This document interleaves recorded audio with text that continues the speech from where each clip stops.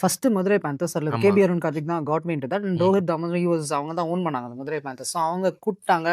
First year செம்மையா போச்சு, செம்ம எக்ஸ்பீரியன்ஸ். அது ஃபர்ஸ்ட் மேட்ச் வந்து சேப்பாக்ல ஆடினேன். அதுக்கு அடுத்து திருப்பியும் அதே மதுரை பேந்தர்ஸ், திருப்பியும் Chepauk Super Kings was different season altogether. I played with lot of people. Super Jagadeesh and Aparajith இவங்களோட ஆடும்போது அது செம்ம எக்ஸ்பீரியன்ஸ்.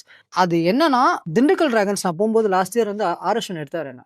அவரை எடுக்கும்போது என்ன ஆச்சுன்னா, நான் எந்த மேட்சுமே ஆடல. பட் அந்த எக்ஸ்பீரியன்ஸ் வந்து எனக்கு அந்த லேர்னிங் வந்து ரொம்ப நல்லா இருந்தது. அவர் என்ன நிறைய மாத்தினாரு, ட்வீக் பண்ணாரு. ஓகே, நீ வந்து நடந்து வந்து போடக்கூடாது, இந்த மாதிரி போடணும், ஸ்பீட்ஸ்லாம் பண்ணாரா.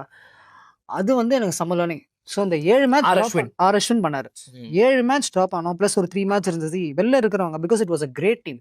ஐ was happy that I was not a part of the 11 because they were greats playing. So I had an experience of வாட்சிங் them.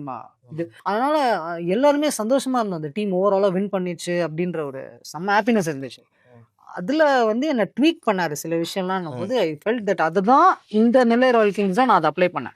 So I really want to give credit to him for doing all this. எல்லாரோடையுமே பண்ணாரு.